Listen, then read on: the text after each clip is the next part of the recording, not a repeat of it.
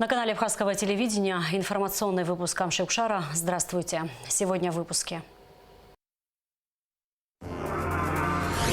6 августа начался официальный визит президента Абхазии Аслана Бжания в Южную Осетию. По пути в Цхинвал делегация Абхазии посетила республику Северная Осетия Алания. Репортаж о тех, кто не остался равнодушным к ситуации с распространением коронавирусной инфекции и в такое сложное время занимается благотворительностью. Интервью начальника контрольно-ревизионного управления Министерства финансов Гиви Хорхмал.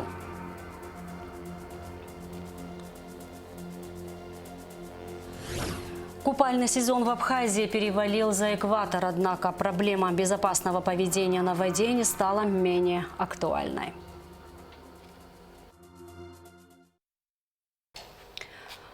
6 августа начался официальный визит президента Абхазии Аслана Бжания в Южную Осетию. Визит приурочен к очередной годовщине событий августа 2008 года. В составе официальной делегации вице-премьер-министр финансов Владимир Делба, министр иностранных дел Даур Кове, министр по чрезвычайным ситуациям Лев Квициня, начальник управления госдачами Беслан Квициня, депутат Народного собрания Рауль Лолуа. По пути в Цхинвал делегация Абхазии посетила республику Северная Осетия Алания. В аэропорту Владикавказа президента Абхазии встречали председатель правительства Северной Осетии Алании Таймураз Тускаев и представитель МИД России во Владикавказе Алан Хитагуров. Аслан Бжания и члены официальной делегации посетили город Ангелов, мемориальное кладбище в городе Беслане, где захоронены дети, учителя и родители, погибшие в 2004 году в результате теракта. Аслан Бжания возложил цветы к древу скорби. Глава государства почтил память бойцов, погибших, освобождая детей, возложил цветы у мемориала в их честь. Делегация Абхазии во главе с президентом также посетила Национальный музей Северной Осетии. Во второй половине дня делегация Абхазии во главе с президентом Аслана Бжания прибыла в республику Южная Осетия. На юго-осетинской границе президента Абхазии встретили руководитель администрации президента Игорь Козаев, министр иностранных дел Дмитрий Медоев и глава Дзаузского района Андрей Джиёев. Аслана Бжания встретили по осетинской традиции с хлебом и солью. Член Совета старейшин Камбылат Битиев поблагодарил президента Абхазии за визит и поднял тост за дружбу. Аслан Бжания также поблагодарил хозяев за теплый прием и отметил, что всегда рад быть на братской осетинской земле. Президент Абхазии подчеркнул, что дружба между двумя странами будет крепнуть и развиваться. Уважаемый Аслан Георгиевич, рады приветствовать вас на древней земле Алании. И позвольте выразить вам признательность за то, что в эти скорбные дни вы находитесь вместе с народом Южной Осетии. Спасибо. Добро пожаловать. Уважаемые абхазские братья, друзья, от имени президента Республики Южная Осетия Бибилова Анатолия Ильича, от имени жителей древней земли Алании Осетии, говорим вам, приветствуем вас и говорим вам добро пожаловать. Спасибо вам за ваш приезд, за ваше участие в Дни Великой Победы, нашей победы 8-8-0-8. Ваше участие намного повысит его значимость и укрепит наше братское сотрудничество в дальнейшем. Спасибо. Встречаем вас с 3 пирогами, осетинскими пирогами, полной чашей осетинского пива. Наши традиции давно взаимосвязаны. Величие наших межнациональных отношений и взаимодействие наших народов в борьбе за свободу и независимость наших народов оправданы и утверждены историей, нашей историей. И пусть дальше крепнет наша дружба и участие в таких мероприятиях праздничных. Спасибо вам. Спасибо вам за ваш приезд. И как говорит абхазская пословица, гости приносят всем счастье. Это уже достаточно и много для нас. Спасибо вам. Спасибо. Всех благ. Примите чашу нашу, пожалуйста. Хлеб и соль. Встречаем вас всех, пожалуйста. Я очень рад быть у вас в гостях. Наши народы связывают поистине братские отношения. И, конечно же, это логично, то, что я сегодня здесь вместе с вами. Мы будем просить Господа Бога, Создателя, чтобы у нас было много добрых и хороших поводов для взаимного общения, для того, чтобы мы чаще и по хорошим поводам ездили друг к другу в гости. Будьте здоровы, будьте счастливы. Вы героический народ, ваша история была непростой, наши судьбы во многом переплетены, и я уверен в том, что наше будущее будет единым и очень светлым. Будьте здоровы, всех вам благ. Россия помогает обеспечивать безопасность на территории Абхазии и Южной Осетии. А странам, которые называют это оккупацией, стоит сначала вернуть занятые ими иностранные территории. Такое мнение в беседе с ТАСС выразил председатель Комитета Госдумы по делам СНГ, евразийской интеграции и связям с отечественниками Леонид Калашников. Мы обеспечиваем безопасность Абхазии и Южной Осетии так же, как обеспечиваем безопасность многим другим странам, когда-то жившим в одном доме, и будем делать это дальше, сказал депутат, комментируя призыв ряда членов Совета безопасности ООН вывести российские вооруженные силы из Абхазии и Южной Осетии и отозвать признание их независимости.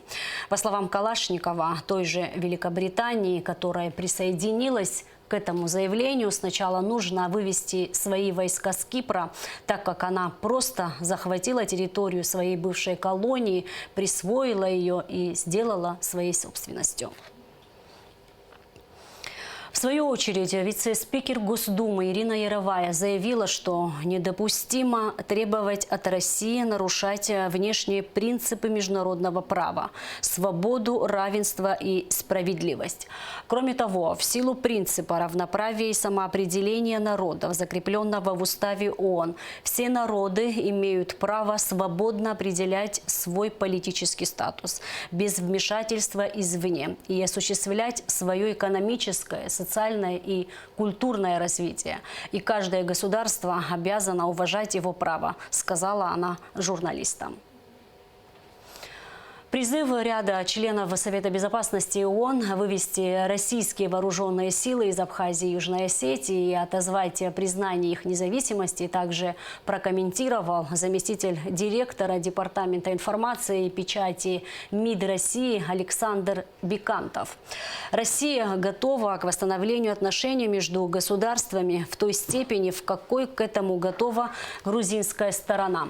Надеемся, что здравый смысл возобладает и грузинские партнеры начнут строить отношения с соседями с учетом баланса интересов, заявил Бикантов на брифинге, посвященном годовщине августовских событий 2008 года в Южной Осетии. К восстановлению отношений между нашими государствами в той степени, в какой к этому готова грузинская сторона. Надеемся, что здравый смысл возобладает, и Тбилиси, и наши грузинские партнеры начнут строить отношения с соседями с учетом баланса интересов. Это в полной мере относится к внешним кураторам Тбилиси. Им давно пора отказаться от бесперспективной линии на реинтеграцию Абхазии и Южной Осетии в Грузию. Вместо того, чтобы штамповать оторванные от действительности тезисы, как это имело место в недавнем совместном заявлении ряда западных стран по итогам заседания Совета безопасности ООН в связи с очередной годовщиной событий августа 2008 года, им следует стимулировать Тбилиси к установлению и поддержанию равноправного и взаимоуважительного диалога с Сухумом и Цхинвалом. Распоряжением премьер-министра Александра Анкваба создана комиссия по организации похорон заслуженного журналиста Абхазии, кавалера ордена Хсепша третьей степени Утара Лакарба. В состав комиссии, возглавляемой председателем Союза журналистов Русланом Хашиг, входят генеральный директор АГТРК Ирина Агырба, заслуженные журналисты Абхазии Энвер Арджения и Даури Напшиба, заместители руководителя аппарата Кабинета министров Кристиан Бжаня и Зураб Маршаня. Похороны состоятся в субботу, 7 августа, в Сухуме. Утар Ночевич Лакарба родился 5 мая 1958 года в селе Куланархуа Гудаутского района. После окончания Сухумского государственного педагогического института имени Горького и службы в советской армии начал работать диктором и корреспондентом на абхазском радио. С 1987 года Отар Лакырба работал старшим редактором абхазского телевидения, а с марта 1992 года редактором информационных программ АТ. С мая 1992 года был назначен заведующим информационным отделом телевидения. С 2000 года главным редактором. С 2005 года Отар Лакырба работал главным редактором тематических программ. С 2012 по 2014 годы работал на должности заместителя исполнительного директора АГТРК и директора планирования и развития программ. В апреле 2020 года Отар Лакырба был назначен исполняющим обязанности генерального директора АГТРК, а в августе 2020 года заместителем генерального директора. Отар Лакырба являлся автором телепрограмм «Неделя», «Человек и мир», «Сила закона», «Повестка дня», целого ряда телеочерков, бесед и интервью. Избирался членом Общественной палаты. 6 ноября 2008 года Отар Лакырба был награжден орденом Айхзапша 3-й степени.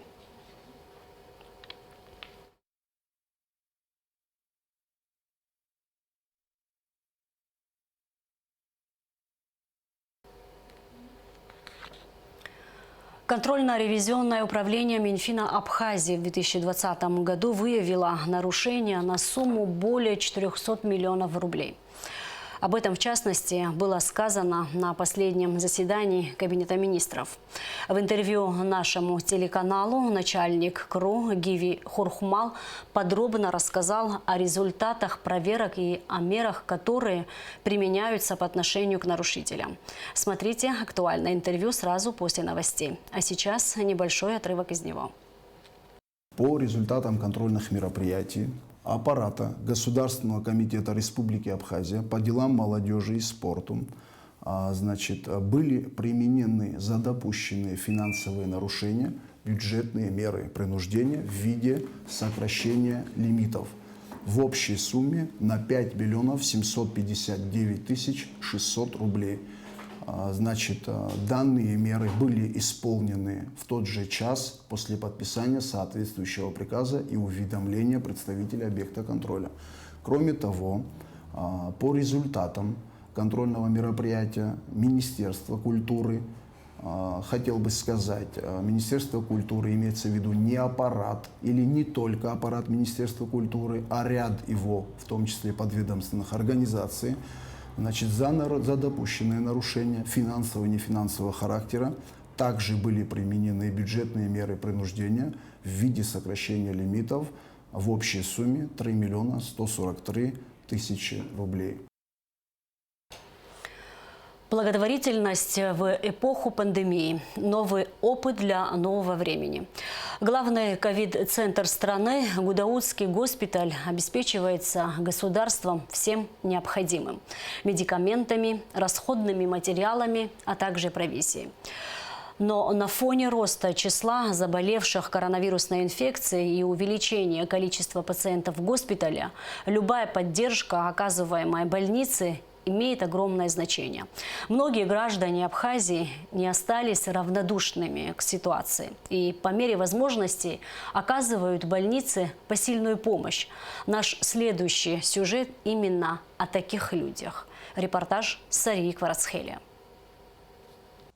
Благотворительность возникает в ответ на нерешенные проблемы, как реакция на беду. А эпидемия – самая масштабная беда, которая случилась с нами за последние 20 лет. Перемены эпохи коронавируса так или иначе затронули всех. Мы живем в новом мире, где главное – соблюдать дистанцию. Безопасное расстояние в 2 метра переросло в дистанцию иную между теми, кому нужна помощь, и теми, кто их поддерживает. На борьбу с COVID-19 брошены все силы государства. Потрачено более 500 миллионов рублей. Вносят свою посильную помощь и неравнодушные люди, общественные организации.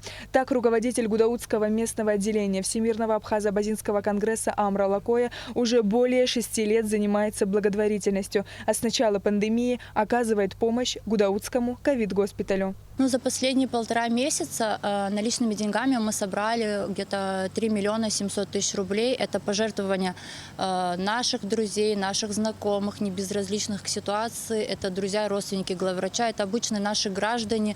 Большая часть это население Гудаузского района, но и очень многие даже приезжая из Москвы, граждане Абхазии, они заезжают, спрашивают о нуждах и очень часто оставляют деньги, говорят, вот это вам на помощь, на ваши нужды. Социальные сети сегодня – это источник информации, способ общения, способ продвижения и один из главных коммуникационных инструментов современного мира. Именно благодаря взаимосвязям, которые строят и поддерживают друг с другом люди, человечество способно на величайшие свершения и достижения. Открыв официальную страницу Амры на Facebook, мы увидели вместо личных фотографий и историй, например, из жизни, такие посты. Требуются санитарки в ковид-госпиталь, помощник повара или же слова благодарности неравнодушным людям. На счет переведены вот с первого дня, как я пришла, последний раз пришла сюда, локально писала своим друзьям. Это ребята смуровцы мои из Пещеры, которые 1 миллион перевели на следующий день. Это курорт Прицунда, который 500 тысяч перевел и обещали еще помочь нам с закупкой оборудования еще на 500 тысяч. Это Ризинская КПП 200 тысяч рублей. Это священная митрополия Абхазии Абдавис Ирсания, который передал 300 тысяч рублей на сегодняшний день. Я не говорю про помощь медикаментами, продуктами. В районе 500 тысяч ребята привезли. Это ребята ваковцы, это ребята из Сухума, Элисбар, Сморетаса, Атушба. Спасибо огромное на самом деле, потому что для нас это большая поддержка, для врачей, для работников больницы, так как в первую очередь это моральная поддержка со стороны общественности для тех, кто здесь находится на протяжении 7-8 месяцев, кто-то 1,5 года безвылазно находится в больнице. Ресурсы врачей, они на самом деле тоже истощены. В течение прошлого месяца, в том числе при помощи благотворительных акций, удалось улучшить условия труда сотрудников больницы и кухни. В частности, была установлена вытяжка, куплена новая печь, кастрюли, ножи. Больница получила в дар различную необходимую утварь. Гуманитарная помощь поступает и сегодня. Это огромная поддержка для госпиталя и в то же время помощь государству, говорит Амра. На протяжении первого месяца, когда я сюда пришла, меня поддержали мои 5 подруг, которые ежедневно приходили сюда по графику, чистили мешками картошку, лук, овощи, нарезали, всячески помогали кухне. Также я опубликовала о нуждах кухни, мы собрали деньги, ребята из премиума, сотрудники премиума подарили нам миксеры, кастрюли. С помощью своих друзей я собрала деньги и премировала работников кухни по 10 тысяч рублей в прошлом месяце.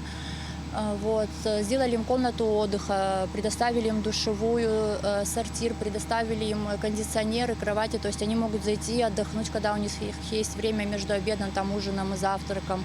Те кондиционеры, которые нам подарили, их 12 штук, установлены на кухне, установлены в здании скорой помощи, в инфекции 3 мы установили, в поликлинике Гудаузской мы 1 установили, в приемной, в докторской установили, там, где находятся врачи, где работает медперсонал. Направились в кухню. Именно здесь, не покладая рук, в такую жару готовят еду для ковид-больных. На 100 человек полагается в каждой смене быть 5 человек. Последующие еще 100 человек. По 2 человека добавляется. У нас в смене бывает 5 человек. Но и то мы уже не выдерживаем от температуры, хотя сделаны вытяжки, все. Температура помещения, температура на улице, это все сказывается. С другой стороны, на большое количество. Площадь не позволяет на такое количество, естественно, готовить. Но война есть война. Сейчас идет биологическая война. С продуктами здесь проблем нет. С поставщиками налажена бесперебойная работа. А в самом госпитале, между тем, до сих пор ощущается нехватка медперсонала и препаратов Актемра и Артлегия. Актемра и Артлегия, которой очень мало. Вообще, в принципе, везде мы скидываемся сами, покупаем, либо родственники. Если не могут родственники, огромную сумму выделяются друзьями. То есть большая часть денег, направленных людьми, уходит на закупку этой Актемры для помощи больных. То есть первоначально, наверное, острая нужда – это именно Актемра, Артлегия, и медперсонал. Амра Лакоева в больнице уже совсем родной человек. Она, как и врачи, на передовой, говорят сотрудники госпиталя. Она находясь здесь в течение дня, мы как уже говорим, что это ее рабочие часы и основное место работы, она находит волонтеров для разгрузки среднего и младшего медперсонала. Также ею была оказана огромная финансовая помощь на покупку электрокардиографов, Кстати, они заказаны. Государство нам оказывает помощь, и она тоже. Вот она со своей стороны, как волонтер, вот она, так скажем, разгружает и бюджет государства. Могу с очень большой гордостью сказать, что она является не только вот волонтером, но и замечательным человеком, который оказывает не только здесь внутри, но и извне. Если у сотрудников появляются те или иные проблемы, она может просто позвонить, также сказать: вот я здесь, я могу помочь, но я сейчас освобожусь и дальше тоже буду помогать. Неравнодушных людей, помогающих больнице, много, говорит Амра. В их числе Амра Ануа, которая пожертвовала 200 тысяч рублей на кардиограф, закупила питьевую воду, а также инвалидное кресло для отделений ковид-центра. Саид Лолуа 500 тысяч. Нахар Хварцкий закупил холодильники, телевизор, кондиционеры, чайник, кулер. Юрий Хагуш 10 кондиционеров, 2 ноутбука. Гендиректор фирмы «Премиум» Астамур Гагулия выделил 600 тысяч рублей. Роза Харазия и Аида Малия помогли приобрести нужную мебель для госпиталя. Валентина Дзидзария – стиральную машину. Данил Зухба поставляет воду. Тимур Картава пожертвовал 200 тысяч. Тимур Агарба – 50 тысяч. Олег Мукба – 100 тысяч. Даур Тапаго – 180 тысяч. Саид Званбая – 100 тысяч. Алина Чакрян – 50 тысяч. Саид Чичба – 50 тысяч. Депутаты парламента – 550 тысяч. Представители фамилии Кварчеля собрали 150 тысяч. Тванба – 100 тысяч. Экскурсоводы Абхазии собрали 83 тысячи. Бинур Квирая и Ираст помогли с расходными медицинскими материалами. Арда и Налыпа – медикаментами, средствами по уходу за реанимационными больными, медицинским оборудованием. И не только они. И коллектив абхазского телевидения оказал посильную помощь больнице. Приобрели провизию и различные средства бытовой химии. Ситуация в мире на фоне пандемии показала всем нам, как важно проявлять простое человеческое милосердие. Ведь мир не без добрых людей. Сария Кварцхеля, Тимур Гогохи, Абхазское телевидение. В рамках совместной программы Европейского Союза и ООН по улучшению среднепрофессионального образования в Абхазии в многоотраслевом колледже была отремонтирована и оснащена необходимой мебелью и аудитория. Кроме того, в колледже были проведены ремонтные работы в блоке санузла. Совместная программа ЕС и ООН направлена на повышение качества среднепрофессионального образования до уровня международных стандартов, технически оснащенных с подготовленными преподавателями и модернизированными учебными программами, адаптированными для нужд местного рынка труда и для мотивированной молодежи.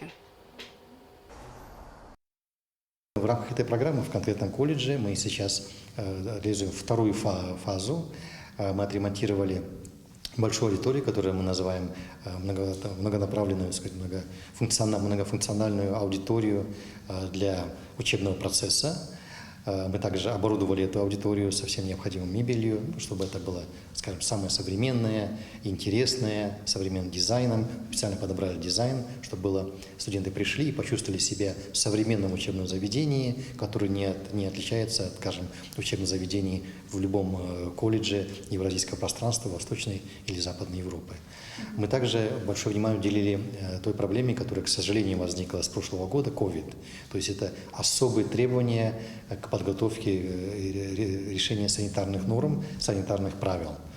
И для этого мы полностью отремонтировали целый блок, который включает раздевалку, возможности для того, чтобы люди могли помыть руки, соблюдать другие санитарные нормы в процессе обучения. И, конечно же, мы обычно для того, чтобы эта аудитория была увидена, услышана, использована, мы собираемся организовать небольшой семинар в рамках этой новой аудитории, чтобы совместно с преподавателями, возможно, преподавателями других колледжей, проговорить о работе по улучшению учебных программ, по улучшению работы с молодежью, по улучшению продвижения профтехобразования среди молодежи.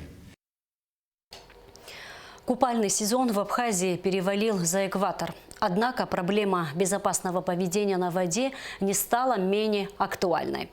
Все подробности в материале пресс-службы МЧС. Сотрудники Государственной инспекции по маломерным судам МЧС Абхазии мониторили ситуацию на Сухумском пляже по части соблюдения жителями и гостями республики правил безопасного поведения на воде, в том числе и купания в районе разбитых причалов. По городу их 3 – на набережной Махаджиров, в районе Морпорта и на Маяке. Купаться и прыгать с разбитых причалов крайне опасно, к примеру, с этого на набережной Махаджиров. Сейчас вот мы находимся у разбитого причала. это аварийный причал, и слева и справа под водой находятся штыри. Здесь ежедневно мы, либо я, либо мои сотрудники, выгоняем отсюда людей, так как здесь небезопасно и купаться, и прыгать с данного причала.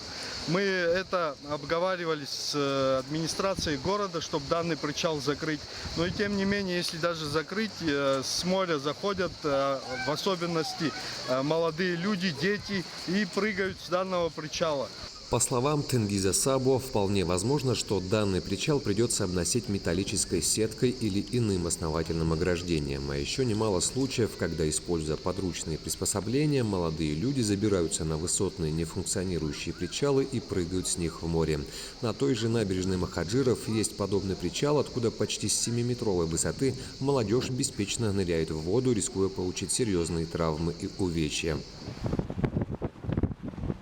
Купальная зона большей части Сухумского пляжа оснащена ограничительными буями, установленными в море, однако многие купающиеся пренебрегают данным обстоятельством и заплывают за буи.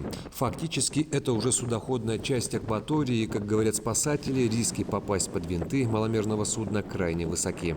Скажите, пожалуйста, для чего вот эти буи стоят? Знаете же? Вы вышли в зону судового входа. Давайте туда. Что касается самих маломерных прогулочных судов, то проверка показала отсутствие у многих отдыхающих на них спасательных жилетов. Здравствуйте. А где ваши жилеты? Почему они не на вас? Оденьте и не снимайте их. Это противоречит установленным нормативам. Владельцы судов обязаны обеспечивать всех туристов спасательными жилетами. В противном случае на них будут возложены штрафные санкции, а в некоторых случаях административные дела будут передаваться в правоохранительные органы. Давайте к берегу плывем, ребята. Слышите меня? К берегу плывите. И в конце выпуска прогноз погоды. По сообщению Гидромедцентра, в выходные дни в Абхазии сохранится удушливо жаркая погода. Высокий уровень ультрафиолетового излучения. Переменная облачность. В субботу преимущественно без осадков. В воскресенье со второй половины дня кратковременный дождь, гроза. Температура воздуха ночью плюс 21-26, днем 32-37. Температура морской воды плюс 28 градусов. На этом наш выпуск завершен. Всего вам доброго.